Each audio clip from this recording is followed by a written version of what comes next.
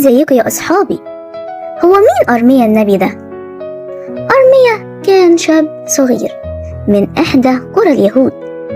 كان شخص هادي وحساس وبيحب ربنا. وفي يوم من الأيام وهو ماشي بين الحقول سمع صوت ربنا بيناديه. ربنا قال له إيه؟ قبل ما تتولد أنا عرفتك، وقبل ما تخرج للدنيا أنا قدستك وجعلتك نبي للشعوب. راح أرميا خاف، حس إنه هو صغير ومش بيعرف يتكلم، وقال: يا سيد الرب، إني لا أعرف أن أتكلم لأني ولد. لكن ربنا شجعه وقال له: لا تخف من وجوههم، لأني أنا معك لأنقذك. ومن اللحظة دي بدأت حياة أرميا كواحد من أعظم أنبياء الله. طب هي إيه خدمة أرميا في وسط الشعب؟ أول حاجة كان خدمته الوعظ في أورشليم. الوعظ في أورشليم، أيوة. راح أرميا أورشليم وبدأ ينادي في السوق: توبوا، ارجعوا لربنا، بطلوا عبادة الأوثان. لكن الشعب سخر منه وقال له: أنت مزعج.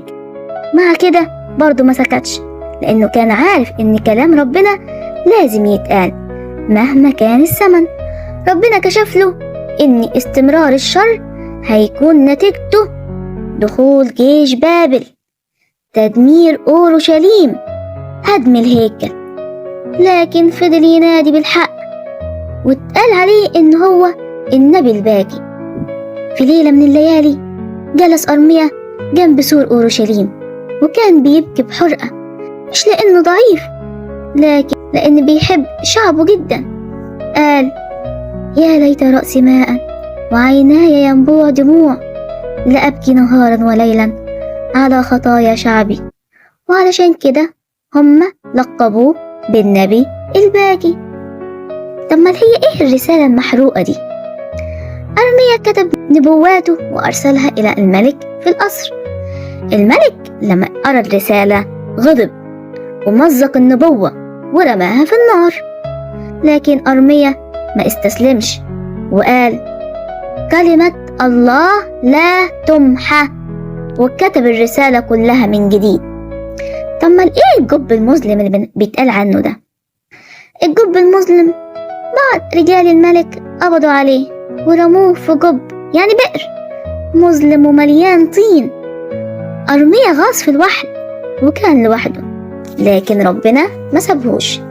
جه راجل أمين وألقى ليه حبل وسحبه لبر الأمان، ورغم اللي حصل ما خافش وكمل رسالته. يعني إيه تحقق النبوات؟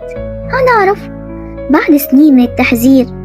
حصل اللي قاله أرميا، إن جيش بابل دخل أورشليم وهدم الهيكل وحرق المدينة وأصبحت أنقاض. لكن وسط الخراب ما فقدش الرجاء. قال للشعب المنكسر: ستبنى أورشليم من جديد، الرب أمين ولن ينسى وعوده. وهنا فهم الشعب إن الشجاعة مش بس في مواجهة الغلط، لكن كمان إنك تزرع رجاء وسط الحزن.